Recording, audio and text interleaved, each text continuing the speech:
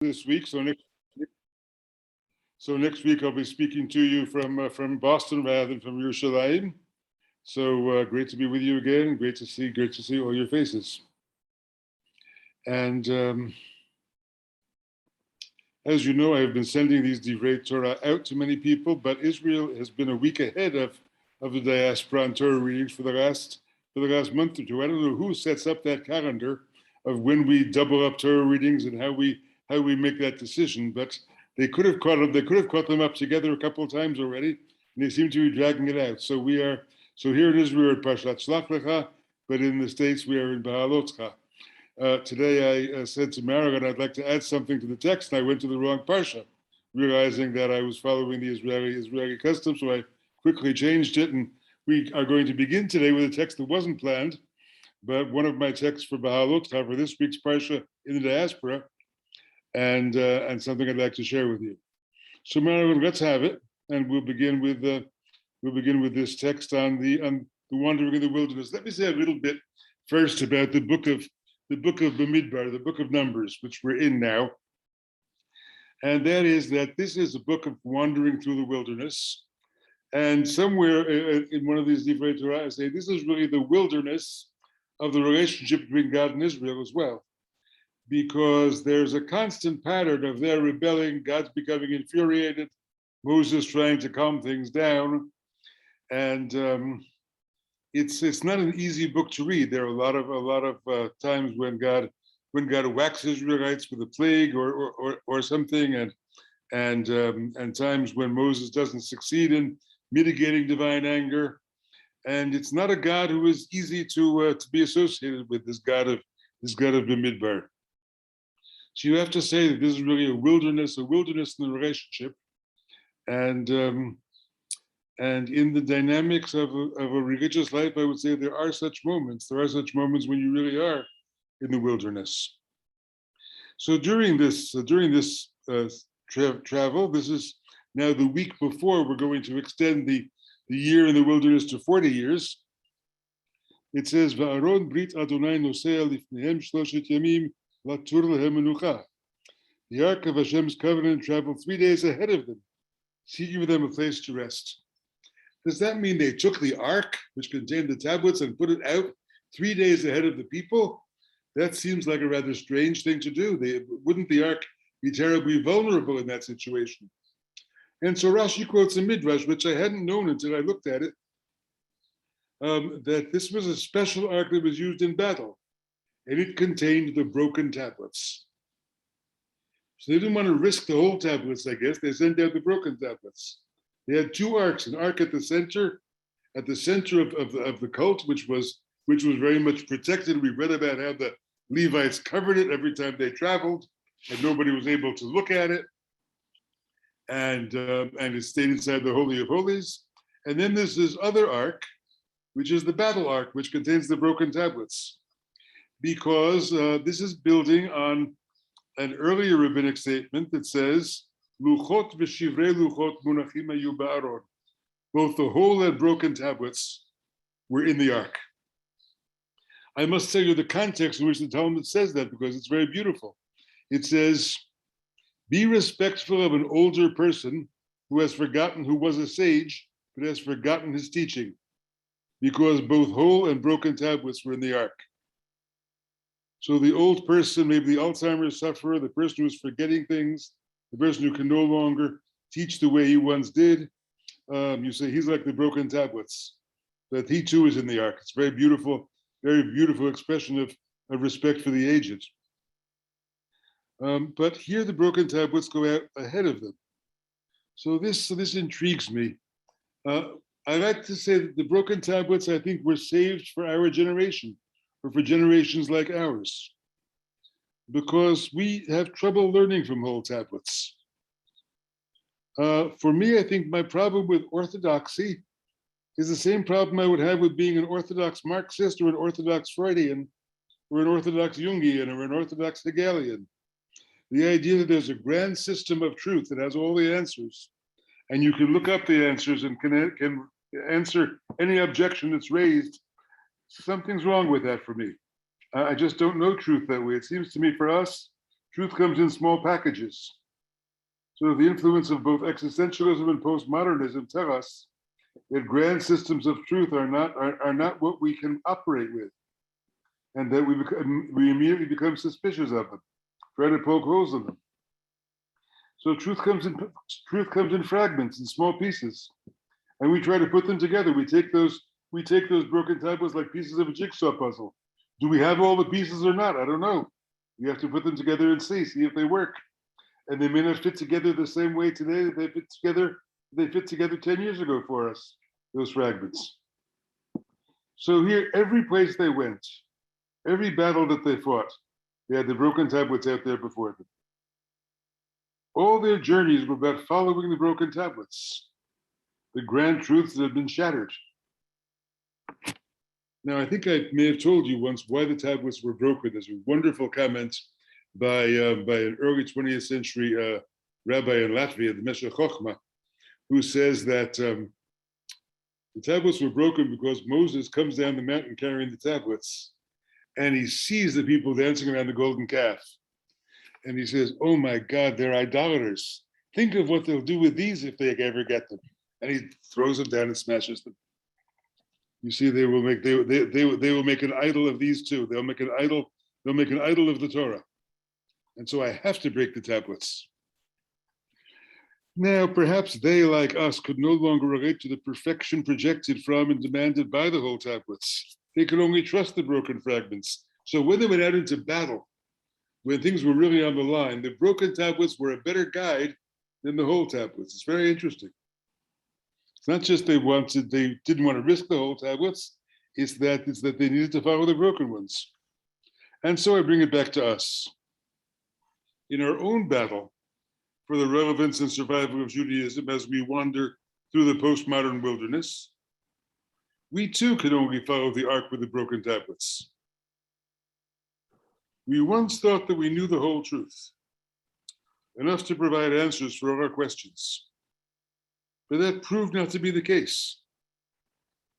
The tablets have to be smashed over and over again by our inner Moses, the one who knows that is the only way to keep us from worshiping the next golden calf that might come along. They are always out there in front of us. This is, after all, the Ark of the Covenant we made with the ever-elusive one, Yod-Heh Vav-Heh, who likes to be called Eheyeh Asher Eheyeh. I will be whatever I will be. The only authentic way to worship such a God is by constantly breaking the tablets. The only authentic way to worship such a God is by constantly breaking the tablets. What do I mean by that? It sounds good, but let's unpack it a little bit more.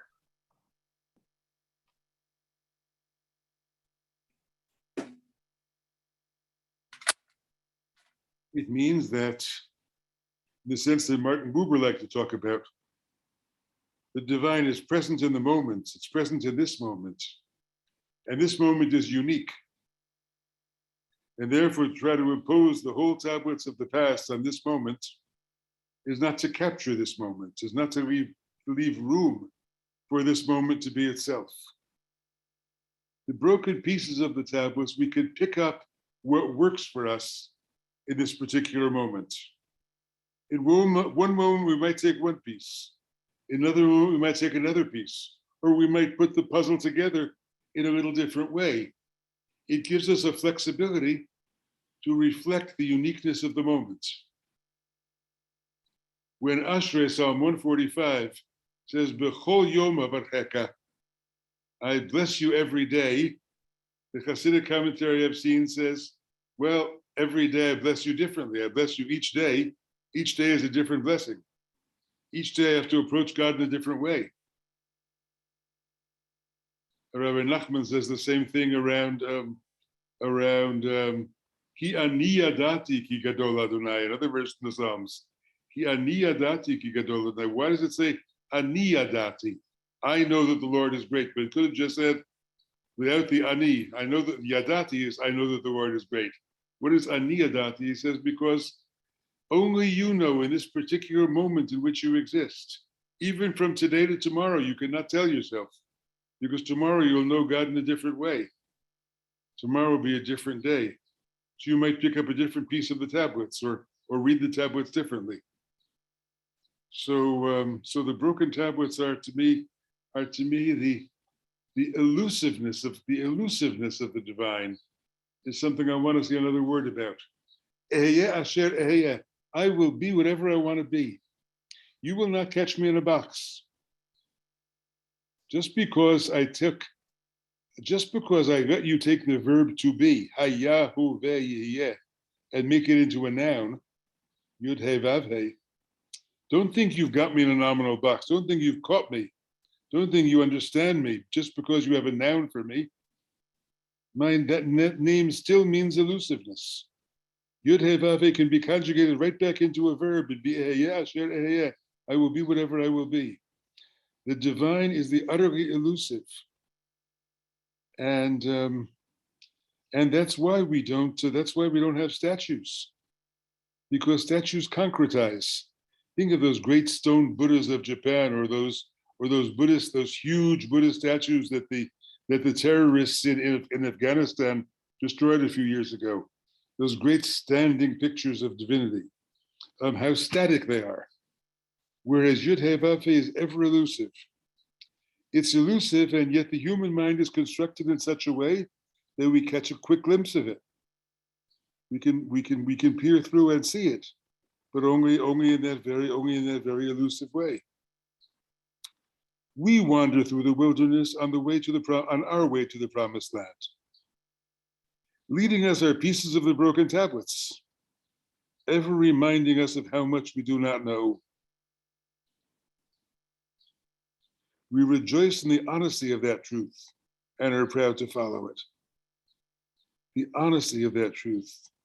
Tachlit hayidiyah asher lo ne'eda, Rabbi Nachman says, the end of knowing is admitting that we know nothing at all. That's an old quotation found in both Jewish and other sources. But some in Latin it's called docta ignoranta, the sort of the doctrine of ignorance, or knowing how ignorant we are. We rejoice in the honesty of that truth and are proud to follow it. So all we have are broken tablets. We don't know exactly what the way into the future is. In another Torah for next week's parsha, I talk about sending forth the spies.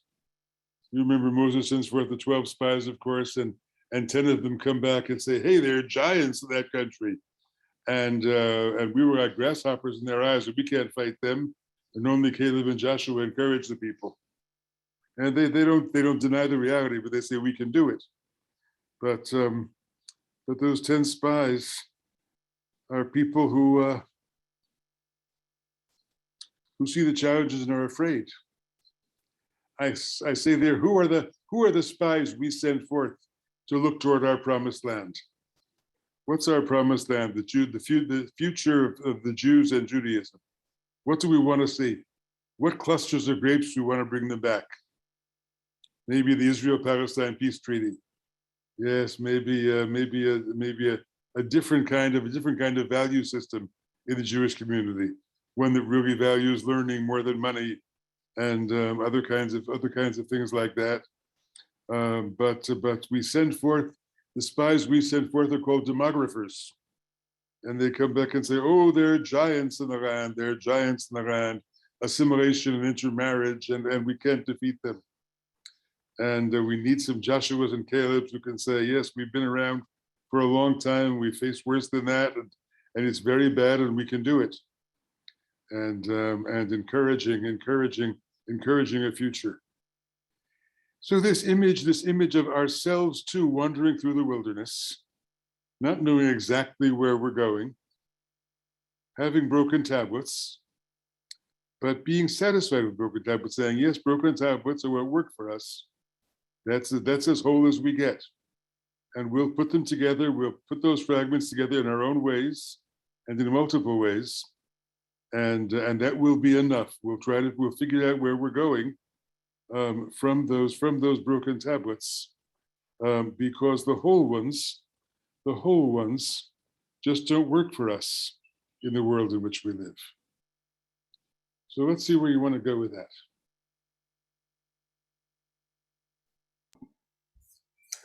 Okay. Could the broken tablets be to remind us that we worshiped the golden calf because we thought Moses would not return and that God had abandoned us, but that Moses did return with the word of God, so God is with us even when we do not know it? Yes, yes, I like that. We were scared. We asked Aaron to make the golden calf because we were scared.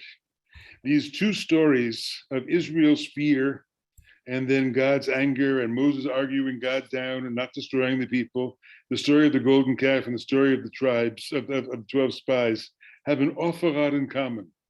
You might almost think they're two versions of the same story or the same kind of pattern happening over again. And the sense is, yes, we were afraid, and I think that's a very nice statement of faith, that we know God is with us, even when we're not aware of it, even when we don't know. But I think God being with us does not necessarily mean the tablets are whole. I think those can be two separate things. Okay. Can you say a little something about the relationship between the words midbar, devar, and midaber? Yes, the word, the Hebrew root dalet bet resh. It's a complicated root, like so many of them in Hebrew, and that's what makes for so much richness in Hebrew. Midbar, I don't know. Midbar is going to be a place of dalet bet resh, but is it a place of speech, of dibur, or is it a place of leading? Sometimes davar can also mean to lead, a place where you need to be led. Why that mem of location on midbar is in front of dalet bet resh is not an easy question to answer. We don't have a root dalet bet resh that means to be wasted or to be destroyed or to be empty. So midbar doesn't work that way. Of course, davar is primarily a root. Dalet bet resh is primarily a root that means speech. And the Hasidic and Kabbalistic authors love to play on that. That midbar is not only the wilderness, but it is the place of divine speech. And then especially when the word midbar appears, for example, in the Song of Songs, Mizot olam min hamidbar. They say, who is the one who proceeds from speech, who comes out of the word? But I don't think that's the original meaning. She asked me the connection, the etymological connection between midbar and dibur. The truth is, I don't know that there is one. But the midrashic connection is very strong. Now, Levi Yitzchak of Berdichev, whom I just wrote a book about, I was just reviewing the index of it today, so I know it's coming out in the next few months. It's called Defender of the Faithful, Life and Thought of Levi Yitzchak of Berdichev. Brandeis is publishing it. He talks about Dor HaMidbar and Dor HaAretz. Dor HaMidbar are the people who came out of Egypt. Dor HaAretz are the generation of those who were going to go into the land of Israel. But he means it entirely differently. He's talking about two different generations within Hasidism. The original group of his friends who went around, who circled themselves around the Maggid, were really a group of sort of spiritual elite and intellectuals. They were Dor HaMidbar. They were the generation of speech. You could convince those people by talking to them. You could convince those people by ideas, because they were real thinkers. They were the oral generation, the verbal generation. The next generation is Dor HaAretz, and he means HaAretz as in Am HaAretz. And Am HaAretz is, in Hebrew and in Yiddish, an ignorant person. The next generation, he says, is ignorant. And that's because the Hasidic movement grew. The Hasidic movement was a great success. It was so successful that it brought in tens of thousands of very ignorant, unlettered Jews who were there basically because the tzaddik could do miracles and because the tzaddik could give them brachas, and that would give them health and children and a good livelihood and all the things they wanted. And that's how they became Hasidim. And Hasidism was very watered down by that. So he says we have to be careful that you can't do for Dor Haaretz what you could do for Dor HaMidbar. You can't convince them with just fancy ideas, with fancy words. You have to show them something. You have to give them something. And then the question is, what can you give them? Can you do miracles for them? Should you do miracles for them? He believed that tzaddik could do miracles, but he never did them. He never produced them. What you can give them is love, of course. That's what he wanted to say. What you can give them is caring about them and loving ordinary people. And that's really what they need. They don't need lofty ideas from the top of the mountain. They need to be cared for and loved and supported. And that's what his vision of the tzaddik becomes. So that's something about midbar, but it doesn't answer the etymological question, which is to say, I don't know if there is some connection between the noun midbar, meaning desert or wilderness, and the root dalet bet resh, and why that should be the case.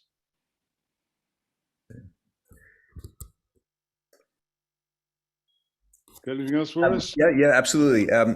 Humanity seems to crave golden calves, fixed gods, definite truths.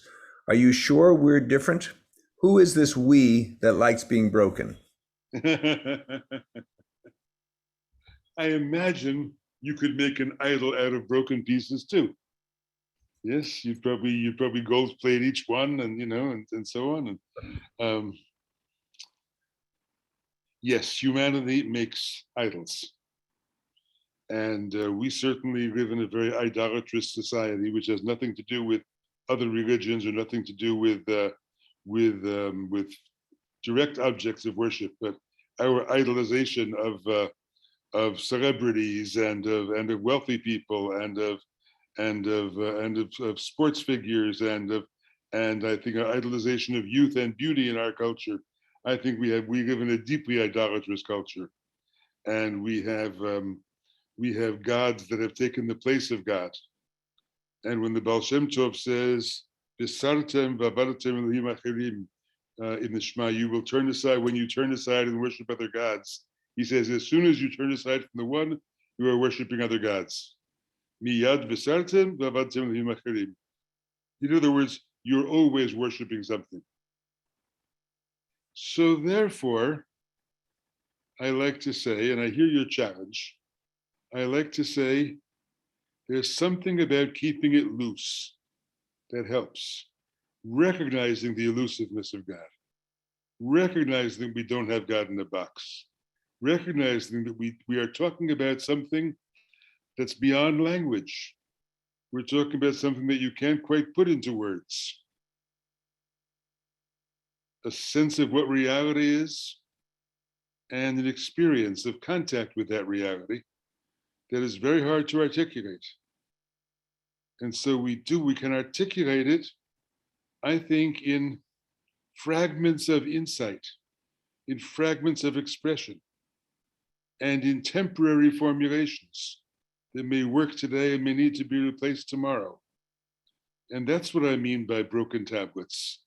Admitting that the tablets are broken, even rejoicing in the fact that the tablets are broken, means that any claims we make about God are very about what we mean by God and about experiences of God are tentative, are admittedly subjective, personal, and are always subject to revision. In contrast, say, to a Maimonidean or another kind of grand truth. So I will stick with it. And who's the we?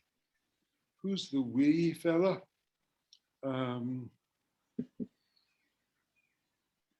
It seems to me people who live within the educational realm of what it means to be a 21st century person, 21st century Westerner, perhaps I should say, which is to say I can probably exclude certain areas of Brooklyn and Bnei Brak, but otherwise I think most of us whether we define ourselves as, quote, Orthodox or not, are part of that, world where we recognize somehow that we live with fragmented truth. Couple of questions that from two different students, but I think they go nicely together. What purpose then do the whole tablets serve in our world? Does this mean, does the teaching mean that our own wholeness is beyond our grasp, also like the whole tablets?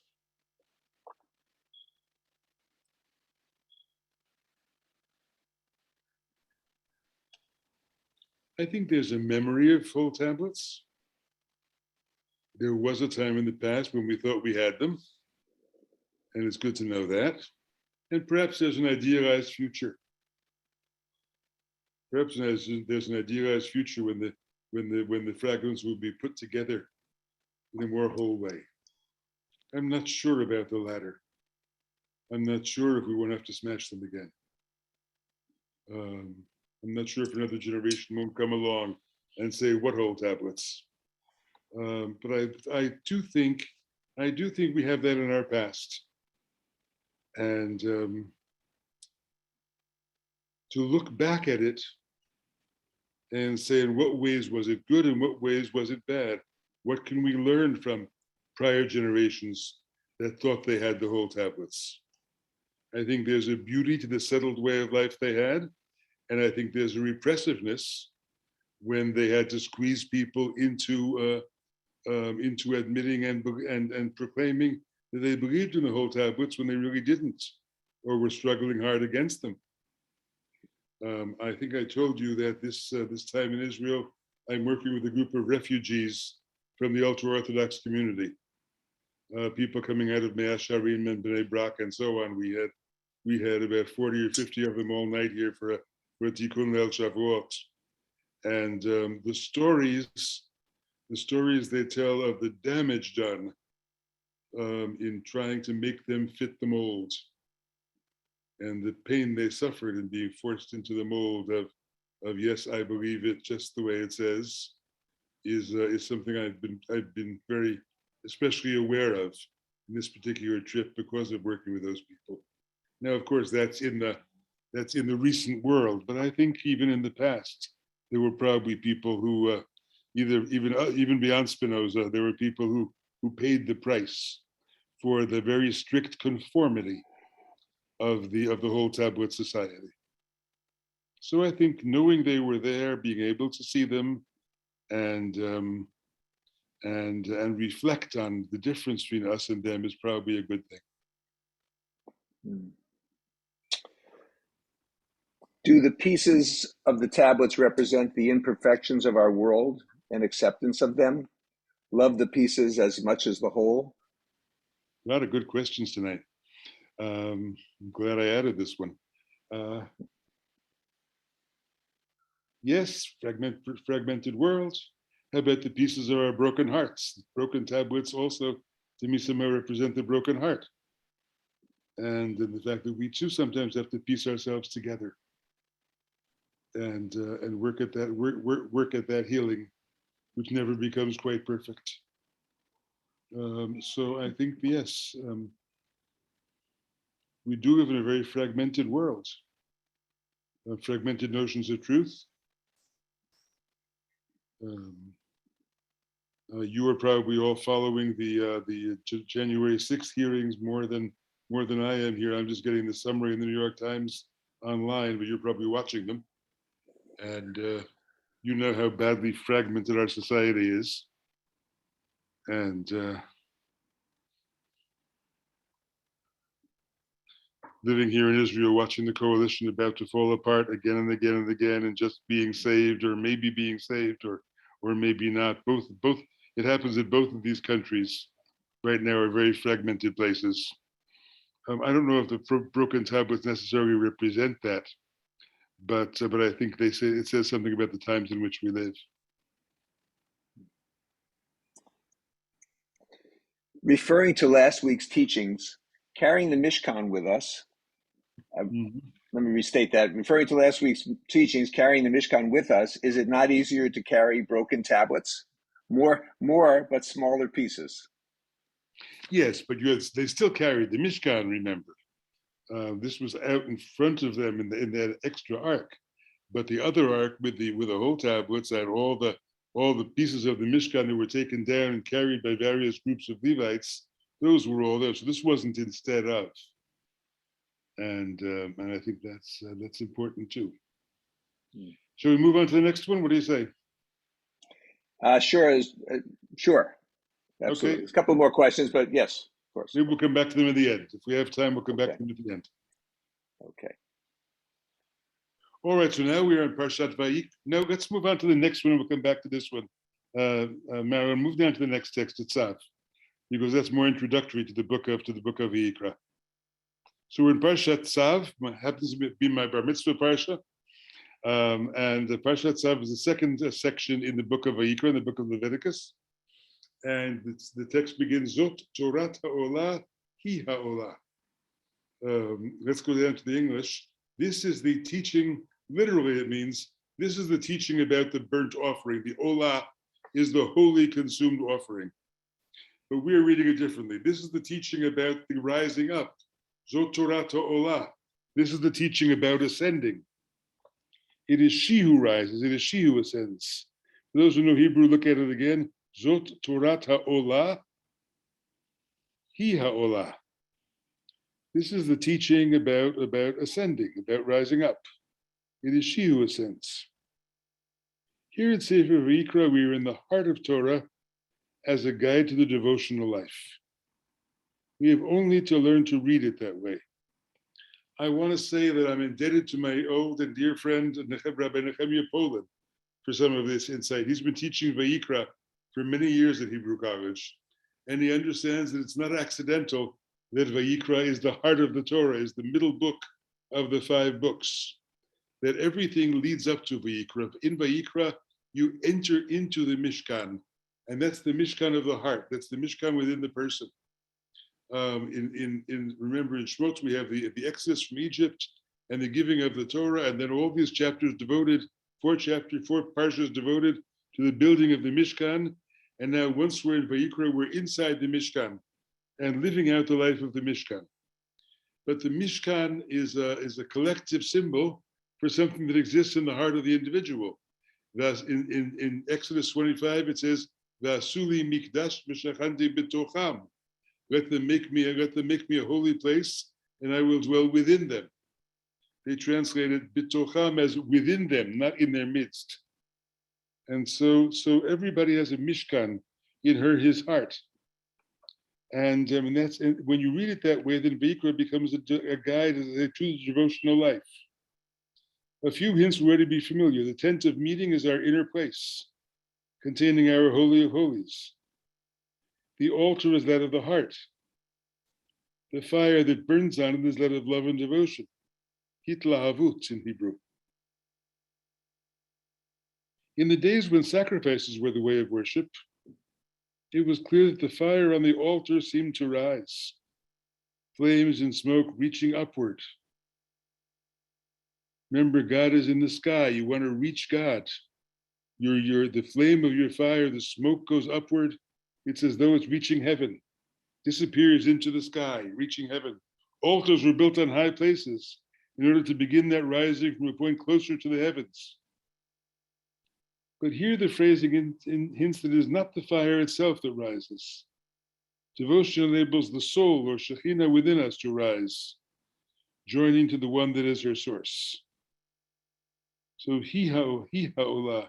It's not the fire that rises. It's not the prayers that rise. If tefillah comes become bimkom korban, if the prayers are there instead of the sacrifices, it's not the prayers that rise to heaven. It's the soul that rises. It's the soul that rises, as the Zohar says, on the wings of love and awe. Love and awe, love of God and awe before God. Give the soul a chance to fly. Give the soul a chance to fly and to rise up and to reach its source. So this whole teaching is a teaching about ascent. There's a verse in Bamidbar where it says, refers to Olata Tamida Asuya Bahar Sinai, the daily offering that was offered at Mount Sinai. And the trouble with that passage is that there is no daily offering mentioned at Mount Sinai. We have no record of Israel offering a daily offering at Mount Sinai. And so Rabbi Baruch of Medrash, the grandson of the Baal Shem Tov, read it this way: Olat Tamid Hasuya Bahar Sinai, Olat Tamid, always ascending. Why do Jews always want to go higher, always want to go up, always want to have peak experiences? Hasuya Bahar Sinai, because they already did it at Sinai, and they remember it. So Olat Tamid, the constant rising up, is because it was already done at Sinai. Somehow we have in us something that remembers Sinai, that remembers that we stood before the mountain, and we seek to repeat that experience. So the reason Jews are involved in so much spiritual quest and in so many circles of meditators and seekers is because we have an ancient memory of Sinai that somehow is implanted within us, and the soul always desires to rise. And I think, do we have another line here? I think we do. That rising is, however, I would say that rising is part of the vertical axis on which the ancients saw the world constructed and the spiritual journey taking place. Remember, God lives in heaven, we live on the earth. I've talked before about the vertical metaphor. The fact that ascent has been understood metaphorically for a very long time has not diminished the power of its image. We still like the idea of going up, of going higher, of reaching upward. But we need to remember there's an alternative metaphor within the tradition, one that may work better for our day. The journey is an internal one. We're being drawn into the center rather than up to the heights. Or maybe we can say we are being drawn into the center just as much as we're being drawn up to the heights. So therefore, Hi Ha'olah, the soul ascends, maybe the soul penetrates, the soul journeys inward. The soul breaks through the curtain that we have around us, the defenses we have around us, and reaches a deeper place within us. It is she who enters those deepest chambers of the heaven that lies within the heart. Once more, it is she, the soul, who enters those deepest chambers of the heavens that lie within the heart. She goes through the courtyards of our inner temple, passing through ever more intimate places, until she opens a pathway to unite with her beloved, the one, the heart of the world. So here we have the image of the beloved, this marital imagery, which is so strong in the Jewish mystical tradition, but in a completely inward way. It's not she rises up to heaven, she rises up to a higher level to meet her beloved, but she enters into the deepest inner place to meet her beloved, who is the heart of the world. The heart of the world is a phrase from Rabbi Nachman of Bratslav, Lev ha'olam. The heart of the world has a heart. The world as a whole has a heart. And that heart is more Hasidic, is more heart-like than anything else in the world. God is the heart of the world.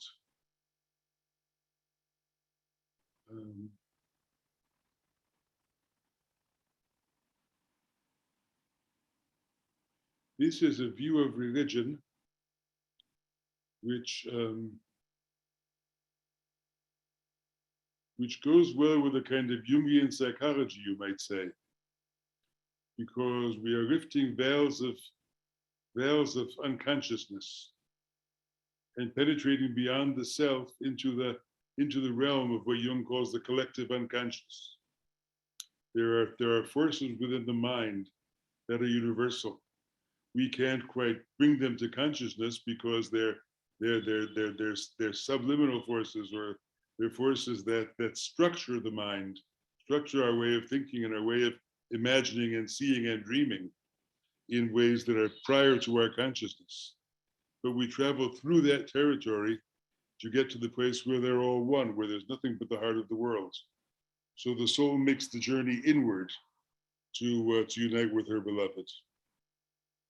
Why is the soul feminine? Because neshama happens to be a female word in Hebrew, but again, using Jungian language, the anima, of the animus and the anima, the male sometimes sees the soul as female, sees the inner, more delicate, more fragile part of the self, once unprotected by the defense system, as being fragile and in that sense female. All those things are archetypes and stereotypes which we worry about these days, but I think there is something to them.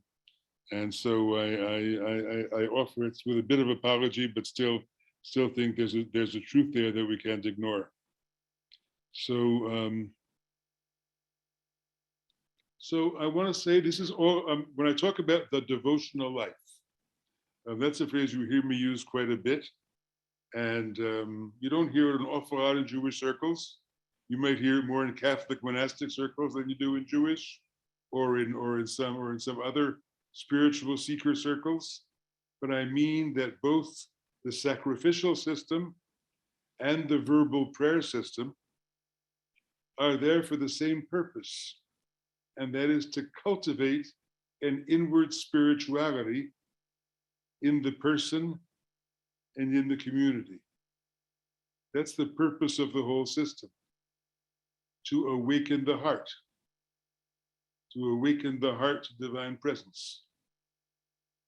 The very powerful pageantry of the ancient temple must have done that, and the music of the synagogue is there to do it, and the words of Torah are there to do it. We have to learn to use them in a way that does that. And that's, if there's nothing else I'm teaching here, you can say that's a very big part of my message. How to use the words of tradition with that kind of devotional focus, with that kind of focus of awakening the heart to the divine presence. Let me take a breather there and see if you want to talk about it. Yes, we have a couple of questions. I think you just got to this question. Maybe go a little bit deeper. What's the connection between prayer and being an olah? How does our liturgy help the soul to rise or cause it to rise? The liturgy doesn't cause anything. You only use the liturgy as a tool to try to make the soul rise. The liturgy is a helper, but there's nothing automatic. If you say every word of the Shemona Esrei and pronounce them right, that the soul is going to rise. No, but the words are there to inspire and to help you bring about this ascent of the soul, or bring about this inward journey of the soul. That's what the words are supposed to do. And as I've said to people many times, don't feel you have to say every word. Pick a few words that work for you. Stay with the Shema for a while. Go for Adonai Hu Elohim, or Yachid Chei Olamim, or the one of all universes, or God is one, and just stay with those words for a little while and use them as chants or mantras. Or we have inherited this very rich prayer book. That doesn't mean you have to turn every page of it each time you walk into a synagogue. And so let the congregation do the ritual of the liturgy, and you use it at your own pace. But yes, the words like these sacrifices are supposed to be an opportunity to do that. An opportunity. The word mitzvah in Hebrew, of course, comes from the root tzivah, to command. The mitzvah is a commandment. But in the Hasidic sources, they say, no, mitzvah comes from the word tzavta, togetherness. It's an opportunity to be together with God. It's an opportunity for intimacy. So I would say the words in the prayer book too are opportunities are opportunities for some kind of spiritual movement. How come attempts at ascent are often met with anguishing descents? Why is this necessary? Why is this necessary? Because we are human beings. Yes. We are human beings. In some ways, that means we are denizens of two worlds. We have great, beautiful aspirations, aesthetic appreciation, soaring spirits, love poetry, listen to great music, and are carried high. And then we have small-mindedness and pettiness and jealousy and we very, very woundable egos and a great deal of fragility. And so we go down, we fall, and that's who we are. That we are all of those things. We are the best and the worst of ourselves, and it's a question of how we concentrate our energies and how we build ourselves as best we can into being the best and most whole human beings we can be. But we're not going to be whole tablets. We're not going to be perfect, because we do have those things that pull us down. And the battle is not to be pulled down too far, and to remember what's happening when they pull you down. Oh yes, this is my ex pulling me down. I don't mean my former. I mean this is my X or Y pulling me down, and label it, know what it is, and be able to deal with it, and then come back and be your better self again. But it's not simple. As we all know, there are no kids in this gallery of people here, so we all know it's not simple.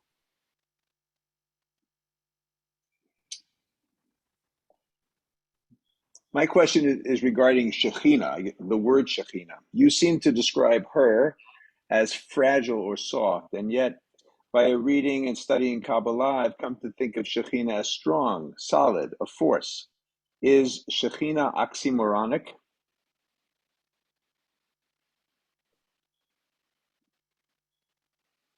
I think I would say multifaceted rather than oxymoronic. There is yes, there is a Shekhinah in the Zohar who can be a very powerful figure, who is really the ruler of the lower world, who sometimes represents judgment, who has even frightening sides, no question about that. I tend to go more with the Hasidic sources than the Zohar sources on this one, which is to say, I see Shekhinah as the divine presence that fills the world, which is more the way the Hasidic sources read it. And even though it's the divine presence that's everywhere and that fills all things and is present in every creature, it also has something of that female side to it, of that fragile or delicate side to it. And so it's the truth is it's all of the above, and you can use images of Shekhinah in different ways, but I find this useful, maybe because as a man I'm also looking for the feminine side of the divine or the feminine side of the soul, and so then I tend to look in that direction. But all of the above are possible images of what Shekhinah is. Yeah. Does Rabbi Green, can you hear me? Yeah, let me go back a second. The image of Shekhinah in exile is a very important part of the tradition. Kol makom shegalu Yisrael galta Shekhinah mehem. Wherever Israel were exiled, the Shekhinah was there with them. Is she following us into exile, or are we following her into exile? Exile really begins not with the destruction of the temple, but with the expulsion of human beings from Eden. As soon as we're out of the Garden of Eden, we are exiles, we are wanderers, and then you can say that really begins with the beginning of history, and that's the exile of the Shekhinah from Eden. That's the fact that the perfection couldn't happen when human beings were created. So I think we and the Shekhinah in some ways are partners in exile. Go ahead, Leif, please. So I'm going to take this opportunity to bring in a question from the last teaching because it's related to what you just said. Did Adam and Eve possess the full tablets before they were kicked out of Garden of Eden? Nobody talks about the tablets in Eden, but they do talk about the Torah of Eden. There was a Torah that existed when Adam and Eve were in Eden. That Torah did not yet have stories, did not yet contain history, because it was there before history happened, and did not contain commandments, because people did not need commandments because they lived in innocence and would, of course, live the good life and follow the word of God without being commanded. So what did that Torah contain? Some people say it was only a manifestation of divine light.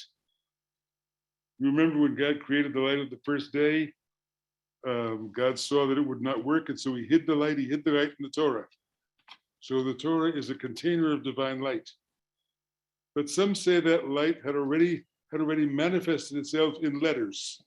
The letters of the alphabet were in the Torah. The Torah is the primal word. Because remember, we're talking about an ancient idea that goes back to the Greek notion of logos, that there is a word that is there in creation, and that this word is an essential part of creation. That becomes essential to Christianity, where Christ is the logos. Christ is the second person of the Trinity, really means the logos, the divine word. And the Gospel of John in the beginning was the word, and so on, is a very Jewish document in that sense. That the word is there from the beginning, but that word did not yet have commandments in it, did not yet have the language we have. The Ramban, the great medieval Jewish scholar and mystic, 13th century Spain, says the entire Torah is really nothing other than the name of God. The whole Torah, from the first letter to the last letter, is one big name of God. But we could never possibly read that name. It's huge. It's a name with hundreds of thousands of letters. So therefore, God did us the favor of dividing it up into words and verses and stories and commandments so we would be able to handle it. But that's only for us. That's not the ultimate Torah. That's not the Torah of Eden. The Torah of Eden was just the divine name. And only when the Torah had to be given to mere mortal human beings who couldn't swallow such a name of God, was the Torah given to us in the form of halacha and agadah, in the form of narrative and commandment. But really, the Torah transcends them both. Do you believe that Musar can serve as a vehicle to unlock access to the heart? Yes, if it's kind Musar. I have something of a bias against Musar because the Musar tradition of the 19th century was not kind. It was often fiercely denouncing people, increasing people's guilt. And I do not believe in a religion that tries to make people feel more guilty. Musar is being practiced today, as Alvin Marinus has really recreated it, is a really much kinder form of Musar, and that I'm very much for. And I think it can train people to be to be better people, to be kinder people, to be more open-hearted people.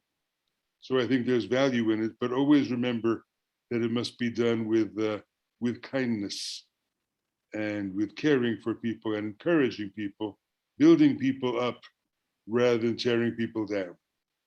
That's the essential quality for me of a Musar that can work on the Hasidic side. Levi Yitzchak of Berdichev is a big advocate of that. The other Hasidic masters are as well. The Baal Shem Tov was. Tell people how great they are, not how bad they are. And if they are not living up to that greatness, they'll know. But that's that greatness is something to aspire to, rather than beating them down.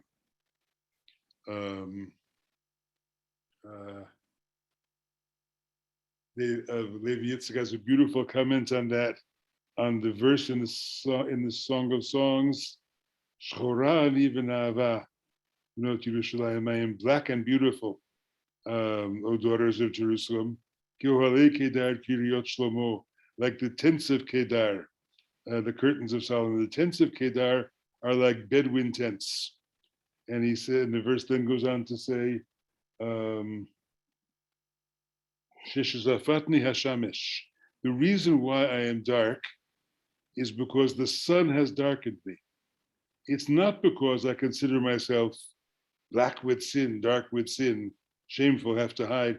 It's because I'm out there in the sun looking at God all day, and I've gotten very tan. I've gotten very tan from being in the sun. Like the dark tents of the Bedouin, who are sort of darkened by the constant presence of the sun. Yeah. Okay. Here's another question. Is there a relationship between the long practice of chanting Torah and using evolving melodies to give a spark to our inner life and relation to God?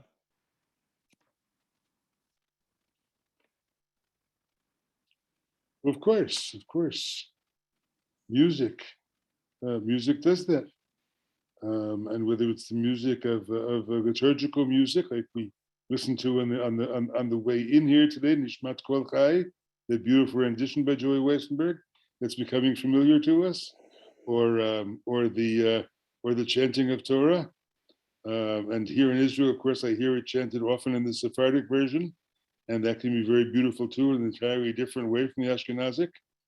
No question, it was meant to be chanted, not meant to be read. You know, one of the great enemies of spirituality that we find in the American synagogue is something called the responsive reading, where we will now read the next psalm responsively, and we read it as though it were completely prose. We read it without a chant, in a completely prosaic voice. And I think that psalm was meant to be sung. David HaMelech, the psalmist, was a singer, and to read it dry without any melody, I think is not responsive at all. It doesn't get people to respond very well. I mean, it means they read the next line, but it doesn't mean the soul responds very well. So I think that yes, the chant is there. You know, Lev, that Reb Zalman used to teach us to chant in English too. The fact that you have to do something in English doesn't mean you can't chant. It doesn't mean you have to read it as though it were prose. And so letting the chant in and letting the music in to give it life, of course. Please say more about how mitzvah is understood as togetherness. Yes. So as I say, the word etymologically means commandment. You can't get away from that. But the Hasidim have two other readings of the word mitzvah, which they emphasize more. One is mitzvah connected to the word tzavta. Tzavta is an Aramaic word, which means togetherness. In modern Hebrew, you talk about it tzevet. A tzevet is a group of people who work together as a staff, who work together on a project. And so mitzvah then comes from tzavta, from an opportunity to be together, to be joined together, the joining together of God and the person, or God and the soul. So in the mitzvah, remember that mem is the place or the object. So the mitzvah is the opportunity, the occasion for being together. The other thing they do with the word mitzvah is a little trickier. They say the word mitzvah, which is written mem tzadi vav hey, the last two letters of mitzvah are the last two letters of the divine name, vav and hey, yud hey vav hey, the last two letters of the divine name. But the first two letters of mitzvah, mem and tzadi, are also the letters of the divine name if you read the alphabet backwards. There is something in Hebrew called atbash. Atbash means reading the alphabet backwards. Why is it called atbash? Because instead of aleph, you read tav. Instead of bet, you read shin. Instead of gimel, you read resh. In other words, you're reading the alphabet from the end instead of from the beginning. and that's called an Atbash alphabet. If you take Mem Tzade and Atbash, they turn out to be Yud Hey. Therefore, what is the mitzvah? It's the name of God or the presence of God, half hidden and half revealed. So the divinity is there in the mitzvah, but you can't quite see it. You can only see it by doing it. And when you do it, you realize that it's an action that contains the presence of God. Now, I think about Heschel talking about his praying with his legs in Selma. Yes, that's a kind of mitzvah where in doing it, you see that God is present in that act. And an act of tzedakah is the same way. There's something of divine presence in that act, and it's not just feel good, but it's somehow there is something mysterious and divine about that. And we feel the same way about mitzvot ben adam l'makom, about ritual mitzvot, that the act is a kind of mystery. It contains divinity in it, it contains the divine presence in it, but it's hidden. And you hope that by doing the mitzvah, you get to taste of that presence or gain some awareness of that presence. That's why I call it an opportunity. Now, Heschel used to say, I remember frequently, that in Yiddish, the word mitzvah has a broader extent than just the 613 mitzvot of the Torah. And he would give you an example. An old lady would say to somebody, Timir mitzvah, give me a glass of water. Do a mitzvah for me, give me a glass of water. It's not really a mitzvah, it means do me a favor or do something nice for me, do a good deed. A good deed in the broader sense, even if it's not one of the specific commandments of the Torah, is also a mitzvah. And you can feel a sense of divinity about that sometimes too. So, what contains the divine presence? Everything contains the divine presence if we open ourselves to it, if we open our eyes. But there's special human acts that evoke it. We have one more question One on more, this then section. yes, go ahead. One more. Yeah. What's the connection between brokenness and ascent?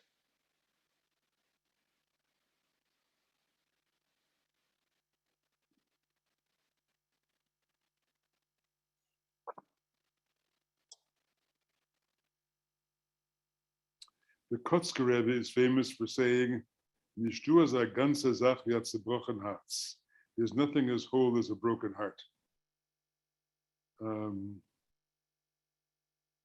Brokenheartedness doesn't mean depression, doesn't mean sadness necessarily. I think that sense of brokenheartedness is really about vulnerability. Brokenheartedness and open-heartedness are very close. The whole heart may be too well defended. Remember, the prophet Ezekiel says, "I will remove the heart of stone from you and give you a heart of flesh." Even Deuteronomy talks in this very powerful image about circumcising the heart. It's an odd thought, circumcising the heart. But it means somehow there's some tough outer membrane around the heart that doesn't let you get into it. And brokenheartedness somehow is vulnerability. And in order to find the divine, in order to reach God, in order to ascend or to journey inward, I think vulnerability is needed, admitting our vulnerability. And in that sense, I think brokenheartedness and ascent are related. Yeah. Okay, let's go on to our next text. Wonderful questions tonight. Thank you for being free with asking. It was really quite special. Now we're going back up. That's right. Yeah, up higher.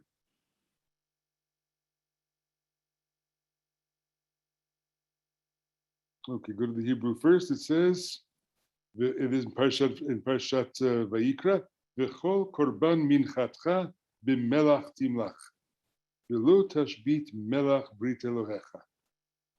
Let's see how I translated it.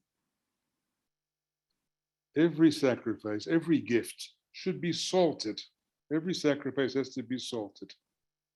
Do not omit salt, the covenant of your God, from any gift. Add salt to every offering.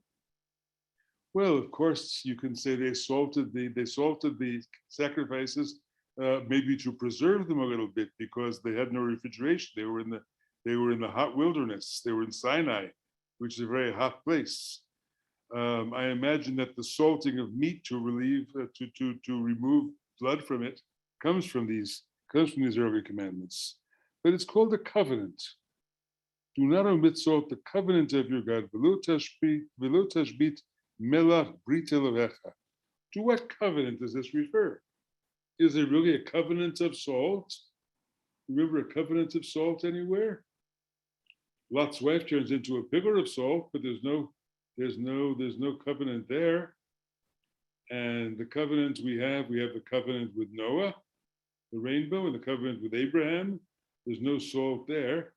So you don't know what the covenant of salt means. Why is the salt a covenant? So Rashi gives us an interesting explanation. Rashi tells us it goes back to creation.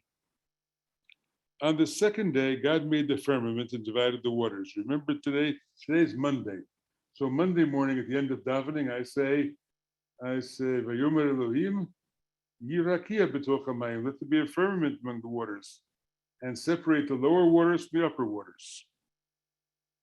Because of that division, there is no it was good on the second day. After every day of creation, it says God saw that it was good. God saw that it was good. It was good. It was good. But on Monday, there is no it was good. There are two on Tuesdays. If you look carefully, probably the text was divided the wrong way by an editor at some point, but that's heresy. I know there has to be some special reason for it. The rabbis say that the lower waters is an old Agadah, an old legend that says the lower waters, those of the ocean, were salty, while the upper waters above the earth were to be fresh. Yes, rainwater is fresh, ocean water is salty. But the lower waters wept and said, we too want to be near to our Creator. This is an ideological tale. Ideology means it explains the way things are. It explains the origin of things. This is an ideological tale, an explanation of why tears are salty. Tears are salty. The world's first tears were those of the sea.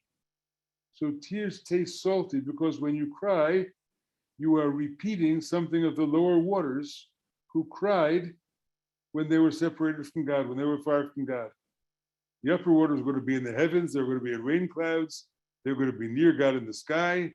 The lower waters are going to be far away, and they cried. It's not fair. And that's why tears taste of salt.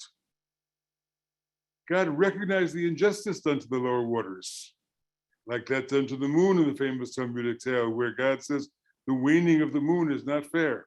Someday the moon will stop waning, and the moon will be as bright as the sun.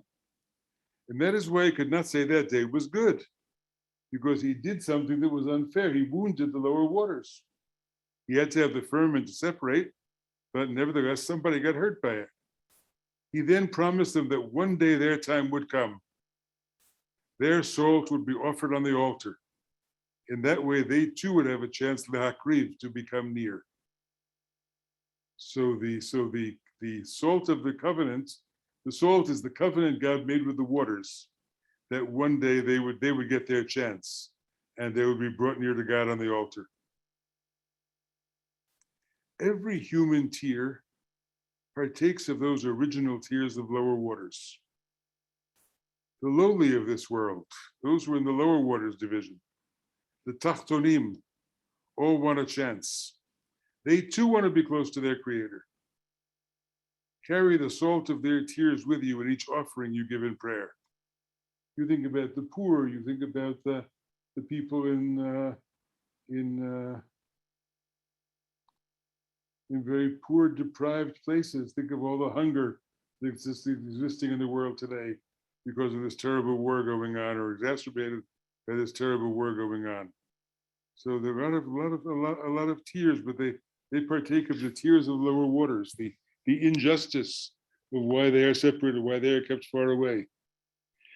But carry with you also the tears of the sea herself. How must she weep today, being treated by humanity like a huge garbage dump?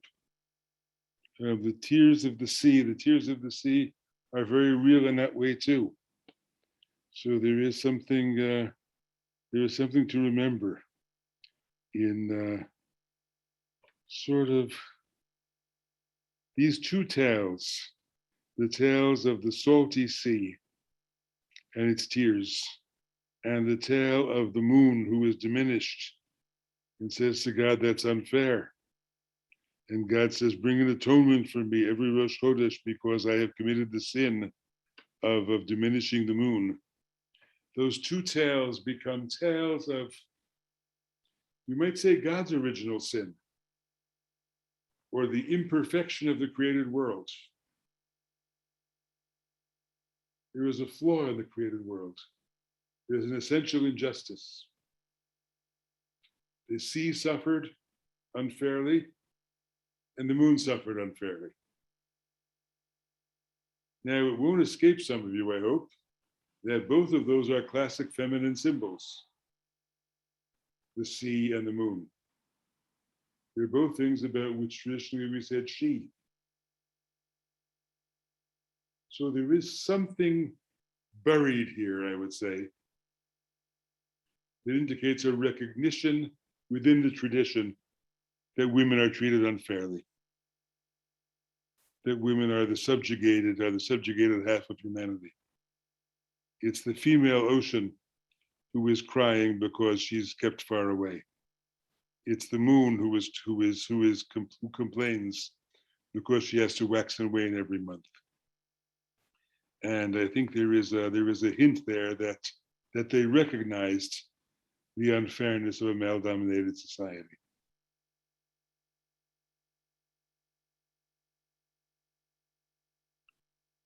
But another word about tears, that individual human tears are part of something bigger. That there is a tear of the sea. There is a tear of the sea who is placed far away, and who cries out for justice, and human tears contain something of that primal tear. I think that too is a very, very powerful image. So let's see what else we've got for conversation.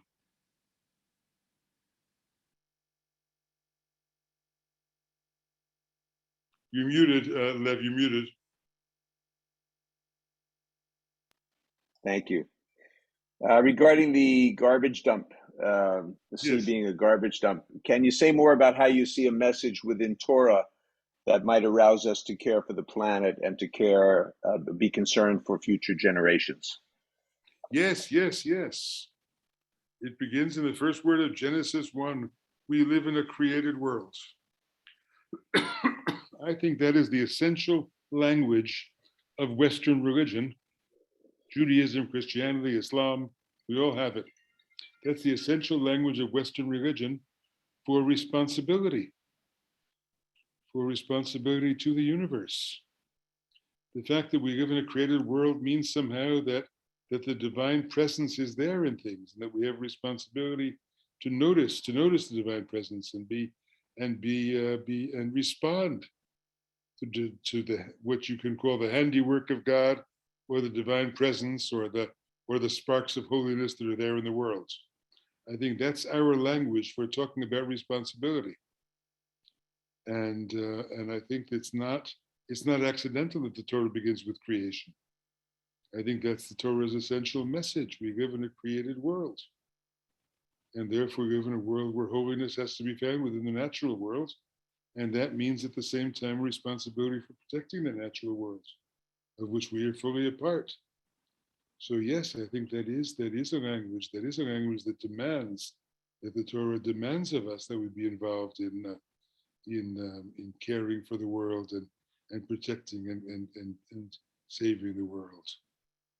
I think that's the most urgent task of religion in this century, for goodness sakes. We are not going to survive on this planet as a species unless we deeply change aspects of our behavior. We're just not going to make it. And we have to face that. And that means changing our standards of living, our standards of comfort. It may mean giving up some things that are precious to us. And we have to understand that how are we going to get people to change their behavior? How is that going to happen? A UN declaration, a world government is going to come in and say you may not drive your car more than X or Y. It's not going to work. I think it's got to well up from below. And if it's got to well up from below, then religion has to have a very big part in it. Because religion is still the spiritual language, the mythic language that people speak. So I think the world's religions, I'm completely with Pope Francis on this. The world's religions have a huge piece of responsibility toward environmental action, toward environmental change, because that's what can bring people. That's what can bring people to really change behavior. And so we and other religious leaders have to be working together to speak out on this issue. And I see it being pushed back further and further onto back in people's agendas. Everything is more important than this, The war is more important than this, and gas prices are more important than this, and everything is more important than doing anything about the environment. And very few people vote on environmental grounds in this country. And that's very dangerous. We're in a very, very dangerous place. And the mobilizing of religious forces to unite across denominations, across religions, to deal with this issue is essential. Is going to happen, but we are postponing it over and over again. Yeah, I won't go on that. One more question that I have here is, if there's a recognition of an essential unfairness to the female in the world as created, but the Creator left it so, what gives us the right to change it?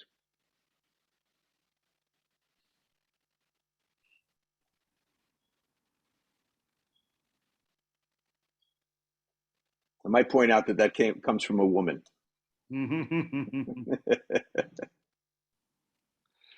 Does it make a difference when it comes to women? I'm not sure.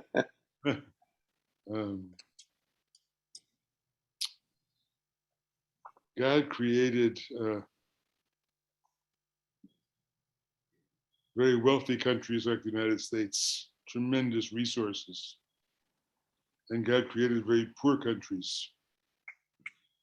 And we think we should share. God created people with great advantages, intelligence, skill, beauty. And we don't think they should dominate. We think they should share with other people. We think that human generosity for the oppressed and for those who are less advantaged is a good thing. And since almost all of us are involved in some sort of love relationship, almost all of us men are involved in some sort of love relationship with a woman, whether she's our spouse or our mother or our daughter or whoever that woman is, then we feel that empathy and we men realize that women have gotten the short end of the stick for all of human history, and that have been dominated too much by men, and have been too much taken for granted in all the work they do for the building of society. So I think it is a sense of human decency and human fairness that we try to right some of that wrong. The way I think about racial equality, and the way I think about the treatment of Jews in the world, I think the treatment of women is very much, for me, part of the same thing. That a sense of everybody is a Tzelem Elohim, everybody shares the image of God, And it says very clearly in that first chapter of Genesis, B'Tselem Elohim bara otam, zachar u'nekeva bara. God created the male and female, and God created them all in the divine image. Very clear that the divine image is equally there in men and women. The Torah emphasizes it there and again in Genesis 5. And so I don't think there's any question about that. And so I think it is both right and natural for us to try to equalize that balance. And there are lots of open questions on that. Does equal mean same? Does equal recognize difference and differences in function? I think we are going through a very difficult period in human history now in terms of gender issues and gender definition and proper gender roles. I don't think we are going to wind up where we are in the first couple of decades of the 21st century. I think there'll probably be a lot more bounce back and reaction and further conversation. But I think this whole process of the liberation of women and the equalization of roles has been a tremendous boon to human development and human history. So I'm very much there. That was the last question, Rabbi, unless something else comes in right now. All right, then we will call it a night, and thank you for being here. I do have one. You want to hear it? One more? Okay, good. Go ahead. I asked one. Just came in this second. Talmud speaks of salt as suffering and how you can have too much. Why create a world with lower waters and waning moon or over suffering in the first place? How can we embrace covenant of salt as healing? Well, the first question is beyond my pay grade. Why it is that way, that's why it is that way is something I don't know. I'm not going to pretend to know. That is the way the world is. They say there is a salty sea, and rainwater is fresh, and we can't live on salt water. We need rainwater to live. All those things are true. But the last part of the question I liked better, which was what?